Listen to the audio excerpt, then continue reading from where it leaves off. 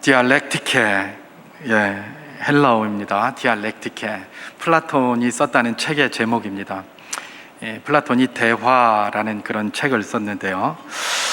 소크라테스의 제자인 플라톤이었기에 이 대화라는 책에 소크라테스의 이야기가 굉장히 많이 그렇게 나옵니다. 그 중에 이야기 하나를 소개하면서 오늘 메시지를 그렇게 시작을 하려고 합니다. 소크라테스에게는 칼리아스라는 친구가 있었습니다. 근데 이 어느 날 이 칼리아스라는 친구가 소크라테스에게 와가지고 델포이에서 신탁이 하나 있었다라고 하면서 알려준 게 있습니다. 이 델포이의 신탁이 뭐냐? 그 당시에 그리스에는 굉장히 많은 신전들이 여기저기 있었다고 그래요. 그런데 특별히 델포이, 델파이라고도 읽는데 영어로서는 델포이에서 나오는 신탁이 가장 정확한 신탁이다 이렇게 알려져 있었다고 합니다. 왜 그러냐면 그들이 알고 있기에, 그들이 가진 생각에 제우스라는 최고의 주신이 와서 이 델포이가 세상의 중심이다, 세상의 배꼽이다 이렇게 이야기를 한 거예요. 우리가 옴파로스 이런 소리 많이 들어보셨죠? 세상의 배꼽이다, 중심이다 그런 의미입니다. 옴파로스가 여기다 라고 이렇게 이야기를 했기 때문에, 그래서 이제 사람들이 다른 신전에 가서 신탁을 받는 게 아니라 델포이에 와서 신탁을 받으려고 굉장히 많이 노력을 했다고 그래요. 또 그만큼 용하게도 잘 맞았던 모양입니다. 어쨌든 이 칼리아스라는 친구가 델포이에 가서 신탁을 받았는데 질문은 뭐였냐면 이 세상에서 가장 현명한 자가 누구냐라는 그런 질문이었던 것 같습니다. 사실 그 당시에 이 소크라테스가 살 그 당시에는 현명한 사람들, 소피스트라고 알려져 있는데 이 현명한 사람들이 굉장히 인기가 높았습니다. 그래서 누가 현명하냐? 철학자들이 그 현명한 자들 아니에요? 그러니까 그걸 갖다 고민을 많이 했었죠. 그래서 누가 세상에서 제일 현명하냐라고 그렇게 물었더니 그 델포이 거기에서 신탁을 받아서 알려주는데 뭐라고 하느냐? 소크라테스가 이 세상에서 제일 현명하다 이렇게 신탁이 나왔다는 겁니다. 그 친구가 그 소리를 들었으니까 자기 친구가 소크라테스니까 가서 알려줘야 되지 않습니까?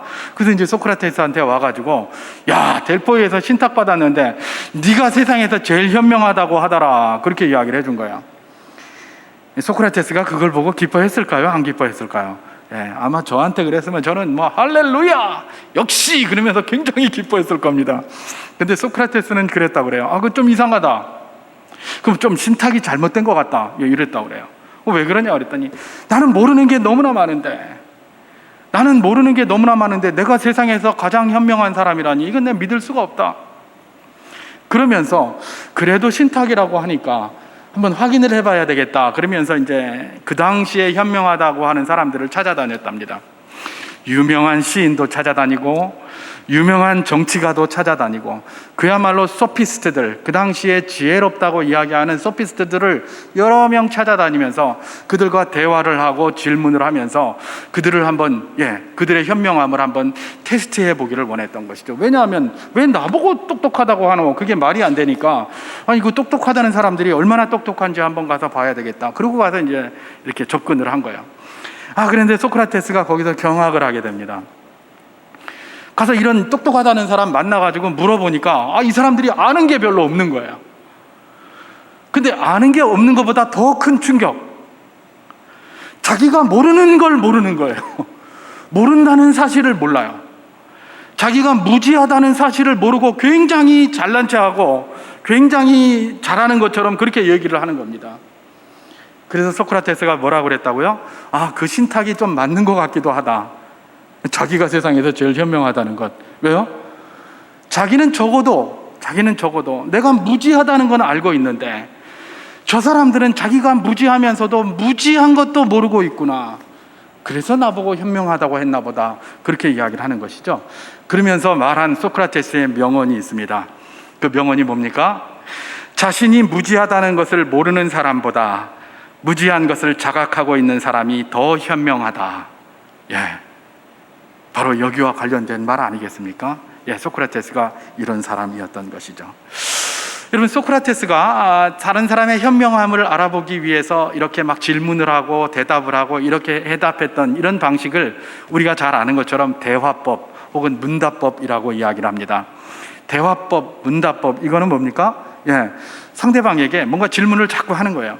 질문을 자꾸 해가지고 그 사람이 대답을 하게 만들고, 그러는 과정에서 내가 무지하구나, 내가 뭘 모르는구나 라는 것들을 스스로 깨닫게 만드는 거예요. 이게 대화법의 핵심 요체예요. 대화법의 핵심 요체.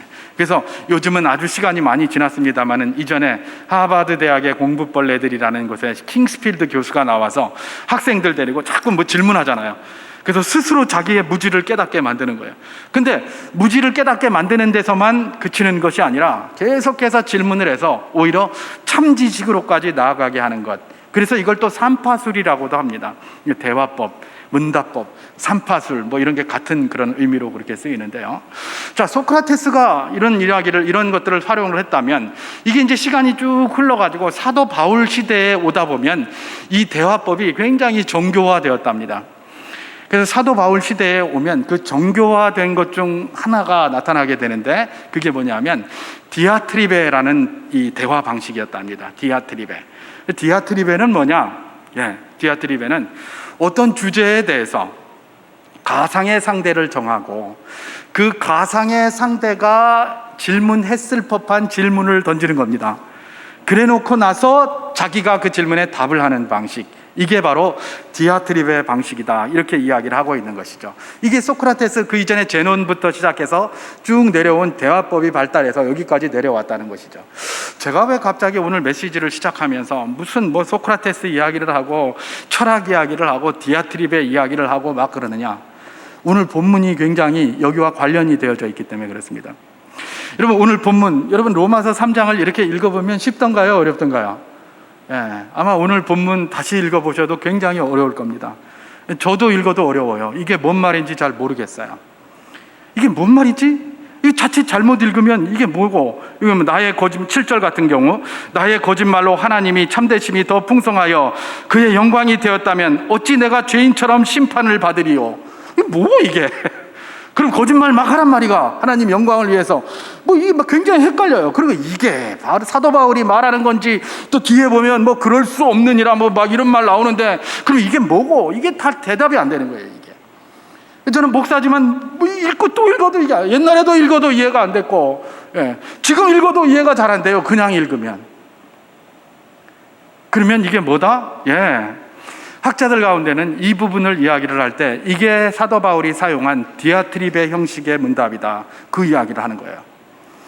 디아트리베 형식의 문답이다 라고 하면서 디아트리베의 관점에서 이걸 들여다보면 해석이 되는 거예요. 디아트리베 형식으로 이것을 들여다보면서 그 당시에 유대인들이 가지고 있었던 생각들과 상식들을 동원을 하는 겁니다. 그래야 이 부분이 온전하게 해석이 돼요. 그래서 사실은 성경이 특히 이런 로마서 이런 부분은 쉬운 부분이 아니에요. 그 당시에 살던 사람은 알아요. 왜냐하면 늘 디아트리베를 쓰고 살았고, 그죠? 그리고 그 당시에는 그런 정황들을 다 알고 있으니까 그 사람들은 읽으면 알아요. 요즘 사람들이 그러죠. 옛날 사람들은 좀 우리보다 무식하고 우리가 더 똑똑하다. 천만의 말씀. 옛날 사람들이 우리보다 훨씬 똑똑했습니다. 지금 다 우리가 배우는 게 뭡니까? 옛날 고전 배우고 옛날 그런 토대를 다 배우는 것 아닙니까? 지금도 읽어보면 어떻게 이렇게 심오한 내용들을 그때 사람들이 썼을까라는 생각이 들 정도예요. 사실 알고 보면 우리의 지식들은 깊이가 없는데 그들에게는 무궁무진한 깊이가 있는 것 아니겠습니까? 그러니까 그 사람들은 이걸 다 이해를 했어요. 근데 오늘 우리는 이해가 잘 안 되는 것이죠. 그렇기 때문에 이것을 읽을 때 주석가들이 이야기하는 바, 모든 주석가들이 다 이야기하는 건 아닌데 어떤 주석가들이 이야기를 하는 바, 이 디아트리베 형식으로 이것이 구성되었다라는 사실을 보면서 가만히 들여다보면 그 다음부터는 이해가 되기 시작을 합니다. 그래서 저는 오늘 디아트리베라는 것들을 잠깐 앞에 이렇게 소개를 했던 것입니다. 디아트리베가 뭐라고요? 어떤 주제에 대하여 가상의 상대를 정하고 그 가상의 상대가 제기했을 법한 어떤 반론들을 듣고 그것을 기록한 것에 대한 답을 제시하는 것, 이게 디아트리베 방식이라고 했습니다. 자, 그런 방식으로 저는 오늘 본문을 갖다가 살피면서 여러분과 잠깐 은혜를 나누기를 원하는데요. 특별히 본문은 어떤 주제냐면, 지난번에 우리가 읽을 때 로마서 1장과 2장 이 부분을 읽었는데, 로마서 2장 부분에서 사도 바울이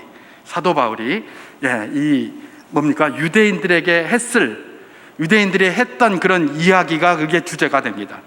그래서 그 주제를 들은 사람들이 반론을 제시하는 거예요. 이 가상의 사람들입니다. 이거는 사도 바울이 직접 만나서 이야기하는 게 아니라 디아트리베, 가상의 상대를 이야기하는 겁니다.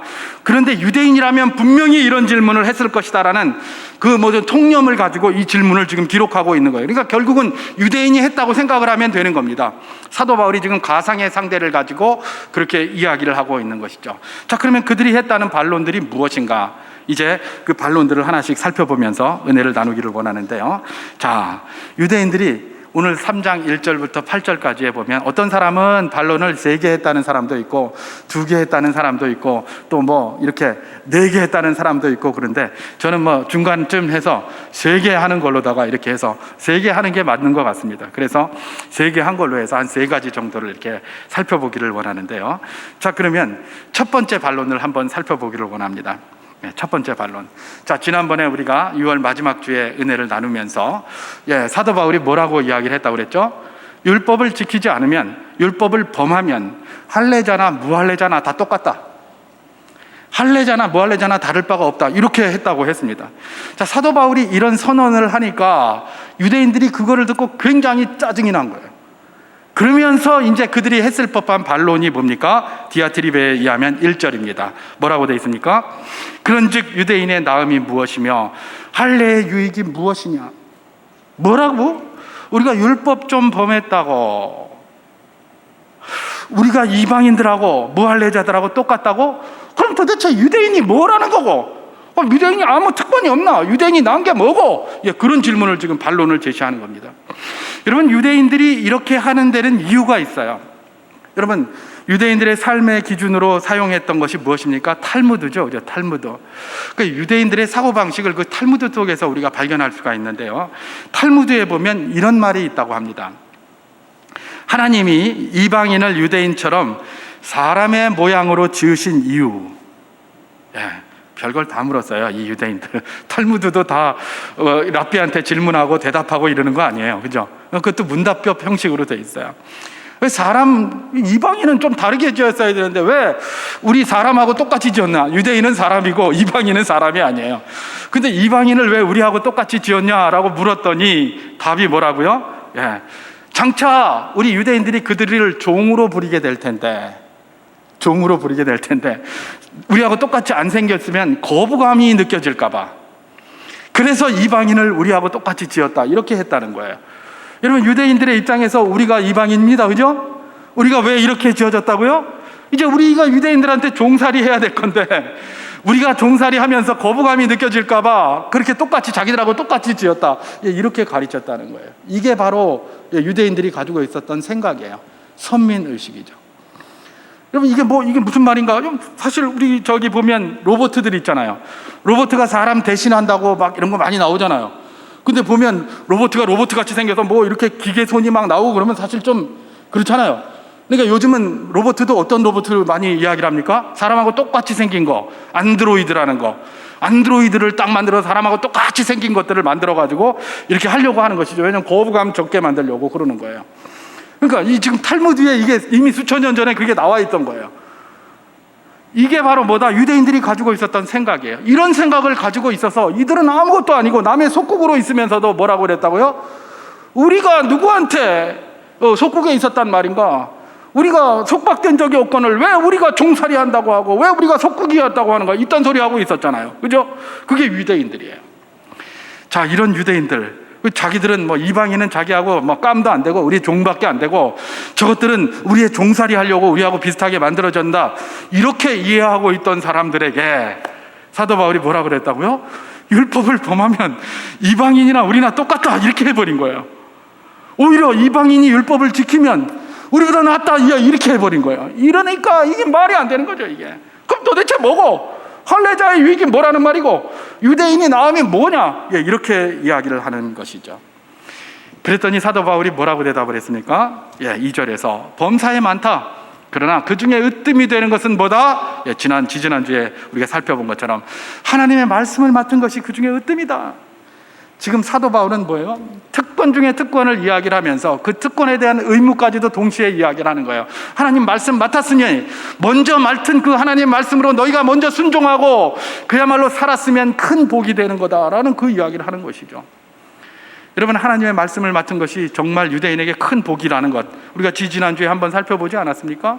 그런 것입니다. 하나님이 유대인들이기 때문에 준 특권이 굉장히 많아요. 그 중에 으뜸이 하나님의 말씀을 받은 거예요. 우선권이 먼저 유대인에게 있어요. 여러분, 유대인에게 우선권이 있다는 게 이게 얼마나 큰 복인가? 여러분, 우선권이 굉장히 큰 복인지 아시죠? 아이고, 우선권 그까짓 거 안 하면 그럼 그만이지만 굉장히 큰 복이에요. 최근에 저는 이 우선권 이런 게 정말 중요한 것이구나라는 것을 너무나 많이 삶 속에서 체험하고 있는데, 그 중에 하나가 뭐냐면 자녀 백신 이런 거 하는 거예요. 그죠? 자녀 백신. 저는 이 자녀 백신 한번 맞아보려고 굉장히 한 몇 달 전부터 몇 개 병원 이렇게 해놓고 계속 그거 기다리고 있어요. 왜 그러냐? 사람들 여러 명을 상대를 해야 되잖아요. 그죠? 성도님들도 만나야 되고 많은 사람을 해야 되니까 이게 괜히 가서 내 걸리는 걸 떠나서 다른 사람에게 피해를 줄 가능성이 굉장히 많은 거잖아요. 그래서 그 TV에서는 아재 백신이다, 시노팜은 안 된다, 스푸트니크 5는 어떻다 이래도 스푸트니크든 아재든 시노팜이든 뭐든지 좋다, 그냥 빨리만 맞춰달라. 저는 그런 주장이었거든요. 그래서 이제 병원 그거 다 해가지고 했는데 네이버에도 깔아놓고 카톡에도 깔아놓고 2개밖에 안 된다고 하길래 그거 깔아놨는데 옵니다. 그럼 딱 들어가요. 거의 한 1, 2초 차이도 안 나고 딱 들어가는데도 없음, 그렇게 돼 있어요. 지금 하루에도 한 4-5번 그게 와서 4-5번 들어가서 이러는데 할 때마다 짜증만 여기까지 올라가요. 도대체 이게 왜 이거 하는 거고, 이거. 한 번도 안 걸리는 거, 한 번도. 이게 걸리지도 않고. 전화를 하려고 해도 60세 이하는 전화하면 안 된다 그러고 이렇게 되니까 하지만, 그러니 그걸 가서 그렇게 안 해도 되는 우선권이 있다는 게 얼마나 큰 특권입니까? 그렇잖아요. 그죠? 아무리 해도 안 돼요. 그래서 제가 요즘은 자위하고 있습니다. 뭐라고 자위할까요? 나는 폰이 LTE라서 5G 가진 사람들이 빨리 하나 보다. 이러고 말아요. 이러고 마는데, 여러분, 우선권이 있다는 게 뭡니까? 그런 게 좋은 거예요. 다른 게 아니죠. 우선권 있는 자들이 먼저 하고 그 다음에 일반 사람들이 거기에 해당이 되는 것 아니겠습니까? 이게 너무나 중요한 거예요. 이전에 제가 대학 다닐 때 우리 친구 가운데 한 친구가 있었는데, 이 친구는 은행에 취직을 하고 싶어가지고 진짜 은행권 공부 열심히 한 사람입니다. 은행에 나오면 은행에 시험 본다고 공부를 하고 너무 공부를 많이 해서 너무나 자신이 있었어요. 근데 문제는 뭐냐면 그 당시에 은행권의 구조조정 이런 것도 많이 있었고 이러다 보니까 사람을 행원을 채용을 하기는 하는데, 주로 뭐냐면 법적으로 꼭 채용해야 되는 무슨 유공자라든가 이런 사람들을 우선으로다가 채용을 하는 거예요. 그러니까 자기는 원서를 넣어보려고 해도 그런 사람들 우선이고 이러니까 대상이 안 되는 거예요. 그러니까 맨날 화를 내고 그러더라고요. 저는 사실 은행권에 취업하고 싶은 생각이 그때 없었기 때문에 몰랐는데, 바로 내 친구가 그러는 거예요. 그러니까 그걸 보면서 그거 왜 일반적으로 안 하고 공채를 안 하고 왜 그런 식으로 하노? 그랬더니 요새 이게 은행권의 구조조정 때문에 그런다 그래요.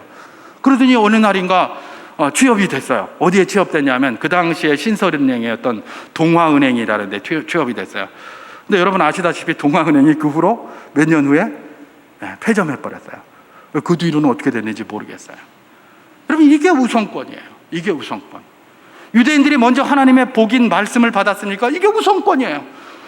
그래서 그걸 먼저 누릴 수 있는 특권이 주어져 있었어요. 그런데 이 유대인들은 뭐예요? 그 우선권이 있는 거는 생각도 안 하고 뭐라고 얘기를 합니까? 엄청난 특권이라는 건 생각도 안 하고 받은 그 특권이 특권인지도 모르는 거예요.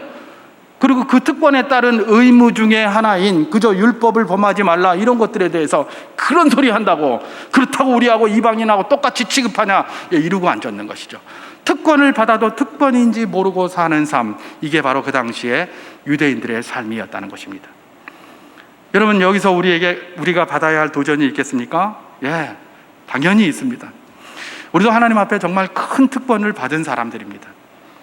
특별히 우리 그리스도인들은 너무나 큰 특권을 받았어요. 다른 모든 거 떠나서 여러 가지 하나님의 백성, 구원의 백성 이런 거 다 떠나서 우리가 얼마나 큰 특권을 받았느냐, 하나님 말씀을 받았다는 것과 기도할 수 있다는 게 이게 특권이에요. 여러분, 제가 저번에도 말씀드렸습니다만 신학자들이 은혜의 방편이라고 구분한 것이 3가지입니다. 하나는 말씀, 하나는 기도, 그 다음에 성례라고 했습니다. 여러분, 말씀과 기도와 성례가 우리에게 있다는 게 얼마나 큰 특권인지 모릅니다. 하나님의 은혜가 그것을 통로로 해서 우리에게 들어오는 것입니다. 말씀과 기도, 우리가 늘 들으니까 아니 그게 무슨 특권이고 이렇게 생각하십니까? 여러분, 구약시대를 한번 생각해 보십시오. 말씀을 누구를 통해서 들을 수 있었습니까? 일반 사람들은 말씀 접할 수도 없었습니다. 중세에도 마찬가지고 일반 사람들은 말씀 접할 수도 없었어요. 그죠? 우리가 말씀을 쉽게 접할 수도 없고, 다시 말해서 하나님 앞에 나아갈 수도 없었어요. 그래서 기도도 할 수가 없었어요. 지금도 로마교는 자기가 직접 기도하지 못합니다. 로마 가톨릭은 사제가 대신 기도해줘요. 이러고 있는 거예요. 여러분, 근데 우리가 만인 사제가 되어서 우리도 마음대로 기도할 수 있게 되고 하나님 앞에 마음대로 나갈 수 있게 되고 하나님의 말씀을 무시로 볼 수 있으니까 이거야말로 특권 중에 특권입니다. 여러분, 이 특권을 위해서 누가 희생됐습니까? 우리 주 예수 그리스도께서 십자가에 돌아가신 거예요. 아무도 하나님의 존전에 나아갈 수가 없었어요, 대제사장 외에는. 그러나 우리가 언제든지 하나님 앞에 무시로 나아가게 하기 위하여 십자가에 매달려서 고통당하고 죽으시고, 그래서 성전의 휘정이 위에서부터 아래로 찢어지면서 누구든지 하나님 앞으로 나아갈 수 있게 된 것입니다. 뿐만 아니라 종교개혁 시대에 얼마나 많은 믿음의 선배들이 이것 때문에 죽임을 당했습니까? 다 사제를 통해서 하나님 앞에 나간다고 그랬는데, 우리는 만인 제사장이다, 우리는 누구라도 하나님 앞에 자유롭게 나아갈 수 있다, 이걸 주장하다가 수많은 사람들이 피를 흘렸습니다. 그들이 그렇게 피를 흘리고 우리 주 예수 그리스도께서 십자가에 고통받은 그 고통의 대가가 특권으로 우리에게 주어진 게 있는데, 그게 바로 말씀과 기도라는 것입니다. 여러분, 이 특권 많이 사용할 수 있기를 주님의 이름으로 축원합니다. 특권은 사용할 때 특권이 됩니다. 특권 사용 안 하면 특권인지도 모르고 나중에 가서 불평해요. 제가 이전에 한번 말씀드렸죠.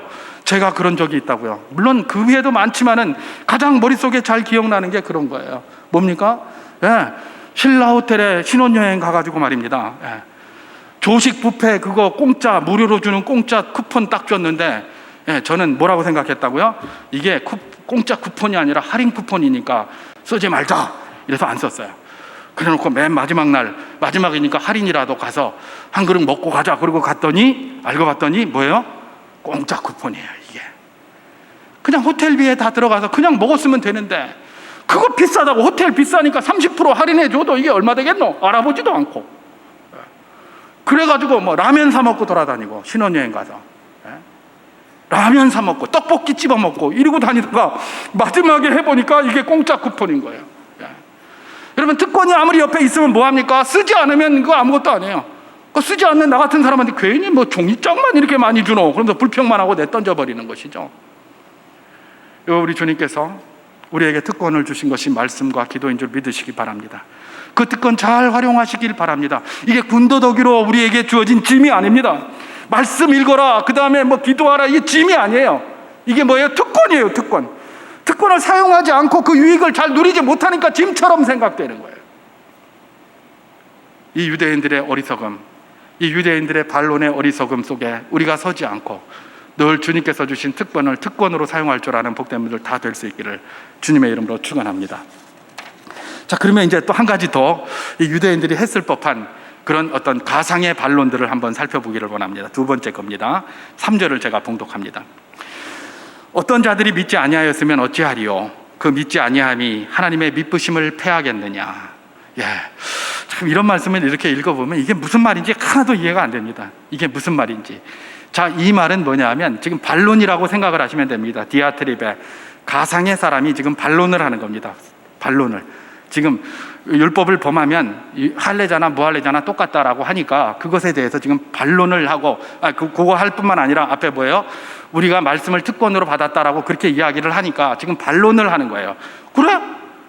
그렇다면 우리가 말씀을 특권으로 받았고, 그 다음에 율법을 지키지 않으면 할례자나 무할례자나 똑같다면, 그럼 좋아.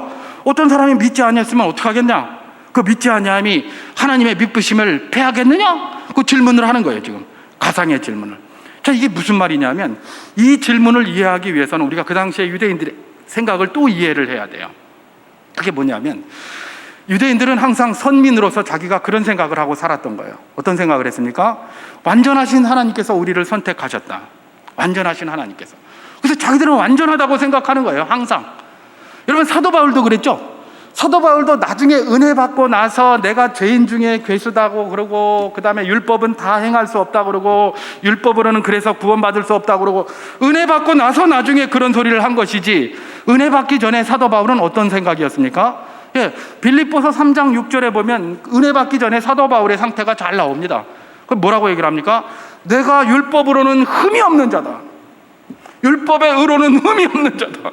내 바리새인 중에 바리새인이요 율법의 의로는 흠이 없는 자다. 이야, 율법의 의로는 흠이 없는 완벽한 자다. 누가 이야기할 수 있단 말입니까? 유대인이 아니면 이런 이야기 할 수가 없는 거예요. 유대인들이 바로 이렇게 생각한 거예요. 왜요?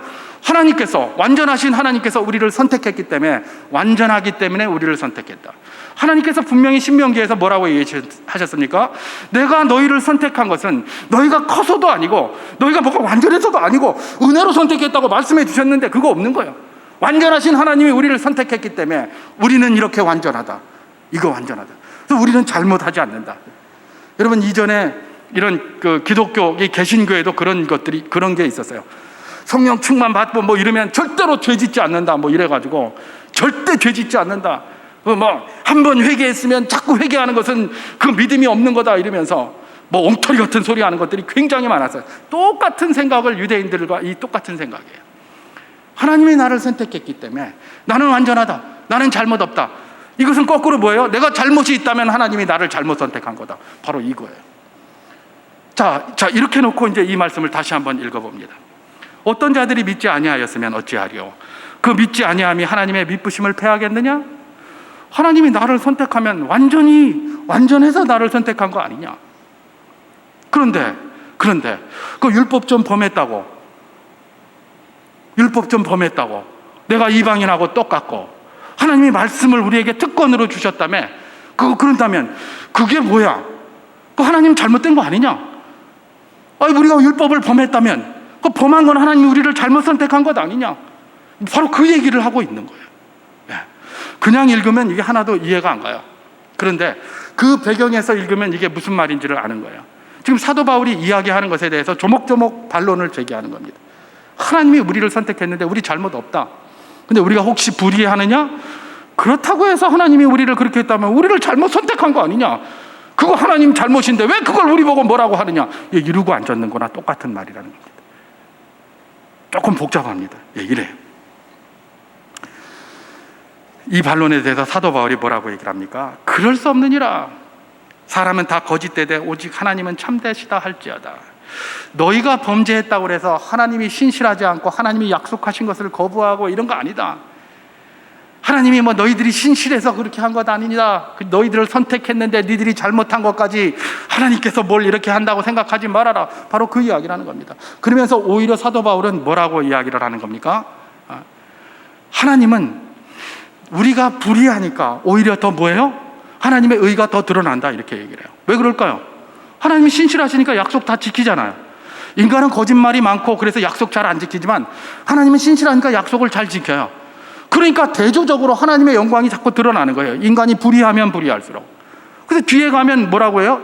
죄가 더한 곳에 은혜가 넘쳤느니라, 뭐 이런 말이 그래서 나오는 거예요. 지금 인간은 거짓되지만 하나님은 참되다는 것들을 오히려 사도 바울은 이야기를 하면서 어떻게 하는 겁니까? 그럴 수 없다. 니들이 말씀 안 지키고 믿음 없이 그렇게 행했다고 해서 하나님의 신실하심이 패해지는 것은 아니다. 하나님의 말씀은 반드시 이루어질 것이기 때문에 오히려 하나님이 더 부각될 것이다. 그렇게 이야기를 하고 있는 것입니다. 이제 이 두 번째 반론에서 우리가 한번 받아야 될 교훈을 살펴보기를 소망합니다. 자, 유대인들의 반론. 우리가 불법하고 우리가 율법을 제대로 못 지키면 하나님도 신실함이 없는 것이네. 하나님 실수 아이가. 이렇게 이야기를 하는 것 말입니다.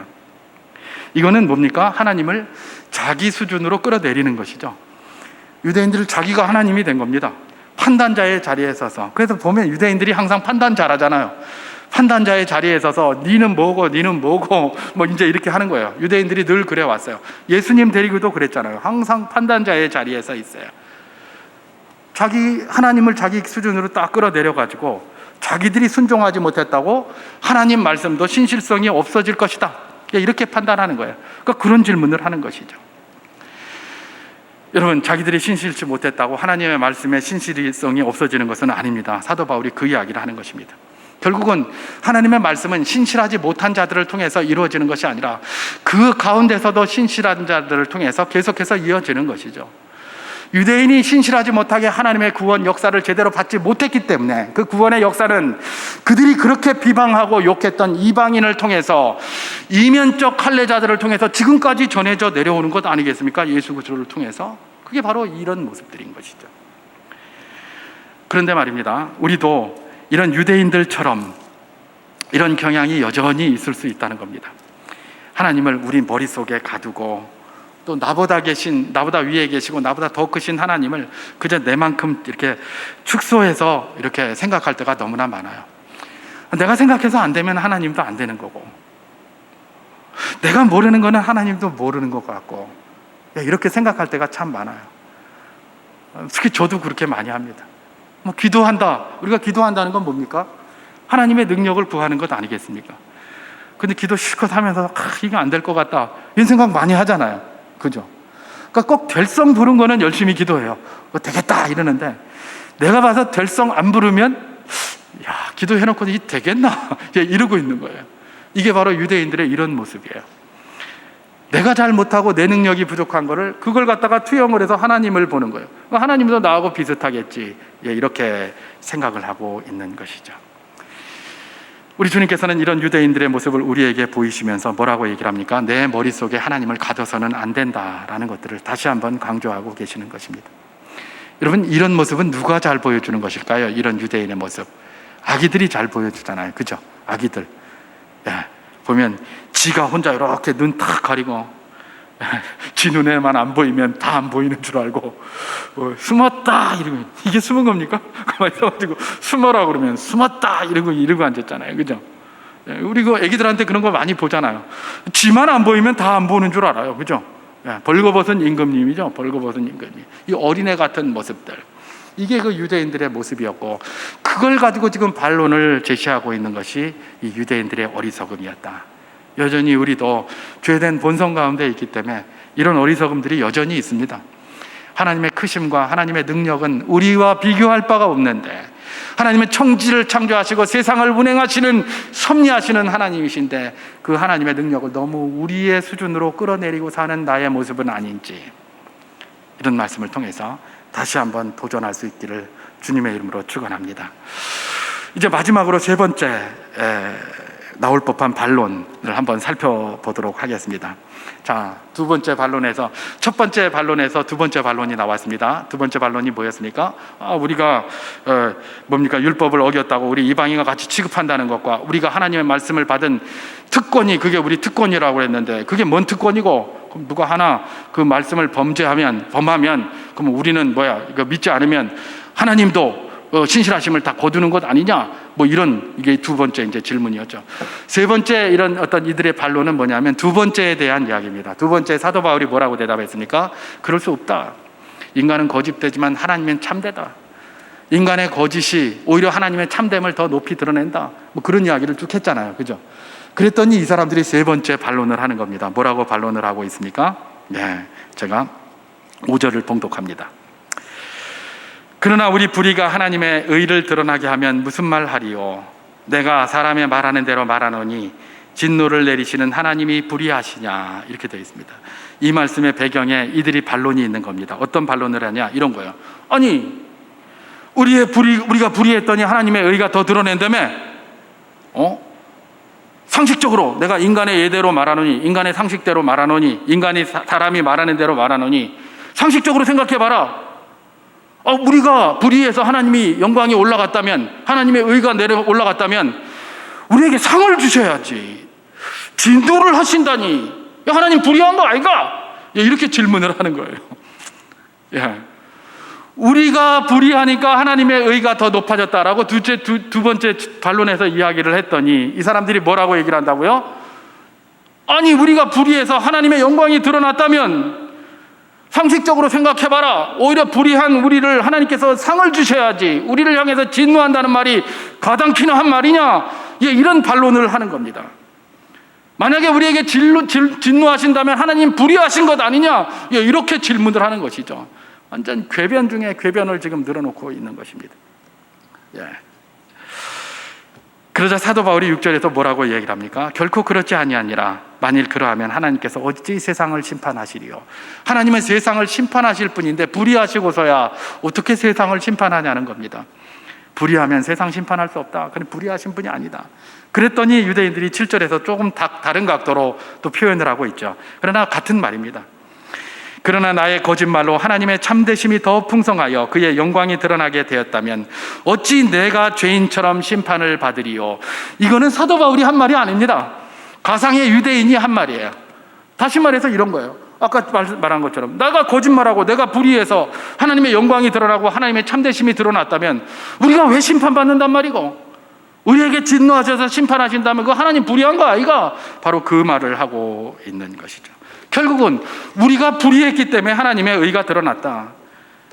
그런데 왜 우리가 불의하다고 진노하신다고 말하느냐라고 궤변을 늘여놓고 있는 것이죠. 여러분, 요즘도 이런 궤변들 굉장히 많습니다. 요즘도 굉장히 많아요. 아마 우리도 많이 그런 걸 경험할 거예요. 여러분, 요즘 가룟 유다에 대해서 이야기하는 이야기들이 많이 나옵니다. 요즘도 아닙니다. 이미 한참 됐습니다. 가룟 유다가 뭐냐 그랬더니 예수님은 십자가에 달리러 오신 것 아니냐. 근데 가룟 유다가 십자가에 빨리 달리게 해주셨으니까 가룟 유다는 하나님의 의를 뜻을 실행한 사람인데 왜 가룟 유다를 자꾸 욕하느냐, 이러고 앉았어요. 어떻습니까, 여러분? 어차피 예수님 십자가에 달리러 왔잖아요. 가룟 유다가 십자가에 빨리 달리게 했잖아요. 그거 열심히 한 거네. 그거 가지고 왜 그러노? 말이 됩니까? 말 되는 것 같아요. 그죠? 말 되는 것 같아요. 근데 이런 질문 해볼 수 있겠죠. 왜 하필 가룟 유다가 그 일을 하노? 딴 사람이 해도 되는데. 그죠? 여러분, 이런 일들이 너무 많아요. 자꾸 성경에서 죄 짓지 말라, 죄에 대해서 이야기를 했더니 사람들이 뭐라고 얘기를 한다고요? 뭐하러 동산 중앙에 선악을 알게 하는 나무는 만들어가지고 죄 짓게 만드노? 그거 없었으면 안 지었을 거 아이가? 이러는 거 아니에요. 이런 걸 들으면 그냥 그런 것 같다 이렇게 생각이 돼요. 근데 여러분, 이게 얼마나 엉터리 같은 말인 줄 아세요? 뭐하러 차는 만들어서 교통사고 나게 만드노? 뭐하러 비행기는 만들어서 추락하게 만드노? 뭐하러 뭘 만들어서 이렇게, 이거 똑같은 소리예요, 다. 이게 다 뭐예요? 이 당시에 유대인들이 하던 말하고 똑같은 말이에요. 다른 말이 아니잖아요. 뭐하러 집은 만들어서 붕괴하게 만드노? 뭐하러 전기는 만들어서 합선되게 만들고 화재 일어나게 만드노? 이런 거예요, 이게. 뭐하러 원자력 발전소는 만들어가지고 이런 영화 찍게 만드노? 똑같은 말이에요. 이게 다른 말이 아니에요. 이게 바로 이 당시에 유대인들이 하던 말하고 오늘 우리 삶에서 너무나 이렇게 자주 이 맞닥뜨리는 말하고 똑같은 말이에요. 이게 전부 엉터리죠. 전부 엉터리죠. 여러분, 교통사고 때문에 차 다 집어치워야 되겠습니까? 어떻게 생각하십니까? 여러분들, 항공기 사고 때문에 항공기 다 때려치워야 되겠습니까? 어떻게 해야 되겠습니까? 그 사고가 안 나게 더 만들어야 되겠죠. 그것은 우리에게 유익을 주는 것 아닙니까? 근데 그렇게 하는 겁니다. 자기들의 불의를 감추기 위하여 그렇게 하는 것들이죠. 그게 인생의 완악함들이고 이 유대인들이 보여주는 거랍니다. 것이라는 것입니다. 아니, 우리가 불의해서 하나님의 영광이 드러났다면 우리가 더욱더 불의해야 되는 것 아니냐? 그 하나님 영광이 드러나는 건데 왜 우리가 불의했다고 진노하노? 그랬더니 뭐라고 얘기합니까? 8절에서 그러면 선을 이루기를 위하여 악을 행하자 하지 않겠느냐? 이렇게 하면서 8절 마지막 부분에 사도 바울이 뭐라고 답합니까? 그들은 정죄받는 것이 마땅하니라. 이렇게 말도 안 되는 궤변을 늘어놓고 있는 그들에게 그것들하고는 말할 필요도 없다. 그들은 정죄받는 것이 마땅하다. 이렇게 한반으로 딱 끊어버리고 마는 것이죠. 여러분, 여기에서 우리가 받을 수 있는 교훈 하나를 잠깐 살펴보고 그렇게 마치도록 하겠습니다. 여러분, 여기서 받을 수 있는 교훈이 뭘까요? 우리가 악을 행해서 하나님의 영광이 드러났다면 된 거지. 왜 우리가 악을 행했다고 진노한다는 게 말이 되나? 이렇게 강하고 담대하게 궤변을 늘어놓는 이들의 생각은 뭘까요? 소위 꽁 잡는 게 매라는 겁니다. 요즘 갑자기 TV에 똥 잡는 게 매다 이런 소리 많이 나오던데 꽁 잡는 게 매라는 거예요. 꽁 잡는 게. 결과만 좋으면 앞에 과정은 아무 필요가 없다는 거예요. 뭐로 가도 서울만 가면 되고, 꽁 잡는 게 매고 그냥 막 다 좋다는 거예요. 그냥 하나님께 영광만 되면 불법이고 불이고 뭐고 상관없다는 거예요. 그러면 사람을 다 때려잡아서라도 하나님께 영광만 된다고 하면, 그런데 사람 다 때려잡는 게 하나님 영광 되는 일입니까? 그죠? 그렇게 생각하고 살아가는 것이죠. 그게 이 유대인들의 모습이라는 것입니다. 여러분, 아닙니다. 여러분, 우리 하나님께서는 결과를 중시하신다고 볼 수도 있지만 결과보다 더 중시하시는 게 있어요. 그게 뭡니까? 그 동기와 과정이에요. 선한 결과를 원합니까? 동기가 선해야 돼요. 동기가 선하지 않으면 하나님 앞에는 아무것도 아니에요. 하나님은 어쩌면 결과를 보시는 분이 아니에요. 그 중심을 보시는 분이 누구시다? 하나님이시다라는 것입니다. 그래서 하나님께서는 로마서 12장 17절에서 뭐라고 이야기를 하십니까? 아무에게도 악을 악으로 갚지 말고 모든 사람 앞에서 선을 도모하라. 또 로마서 12장 21절에는 악에게 지지 말고 선으로 악을 이기라. 심지어 베드로전서 3장 9절에서는 악을 악으로 욕을 욕으로 갚지 말고 도리어 복을 빌라. 이를 위하여 너희가 부르심을 받았다. 그렇게 이야기를 하는 거예요. 악을 악으로 갚지 말고 선으로 갚고 선으로 오히려 악을 이겨내라. 그런 것이 주님의 뜻인 것이죠. 예. 우리 주님은 동기를 너무나 강조하시는 그런 분이시다. 여러분, 결과만 좋으면 좋다. 그건 세상의 가르침입니다. 꽁 잡는 게 매다. 세상의 가르침입니다. 하나님은 결과도 좋아야 하지만 동기도 좋아야 한다. 과정도 좋아야 한다라고 이야기를 합니다. 여러분, 우리 삶 가운데 적용할 부분이 많을 것입니다. 내가 좋은 결과를 바라보고 동기로 했지만 좋은 결과가 안 나올 수도 있어요. 그러나 그런 것에 대해서는 하나님이 비난하지 않으십니다. 왜 그럴까요? 그분은 우리 중심을 보시기 때문에 그렇습니다.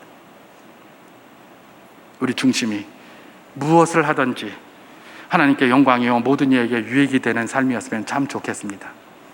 그것이 바로 이 유대인들의 마지막 세 번째 반론에 대한 하나님의 응답인 것입니다.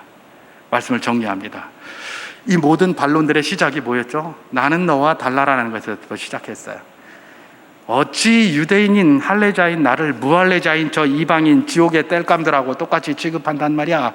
여기서부터 출발한 겁니다.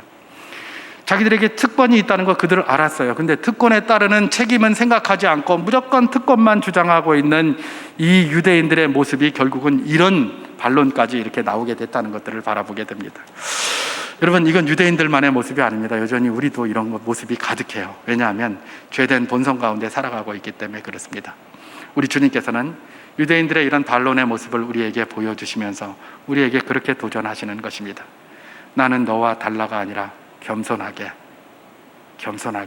하나님 은혜 가운데 서고 겸손하게 그들도 하나님의 백성임을 인정하면서 그렇게 주님 앞에 나아가라 라는 것이 이 말씀이 우리에게 주는 도전일 것입니다. 이번 한 주간 동안 혹시 우리가 간과하고 있을지도 모르는 많은 것들 가운데 그야말로 이 유대인들의 모습이 나타나는 것은 아닌지를 한번 되돌아볼 수 있는 복된 한 주가 될 수 있기를 주님의 이름으로 축원합니다. 그럴 때 우리 영혼이 든든히 서가게 될 줄 믿습니다.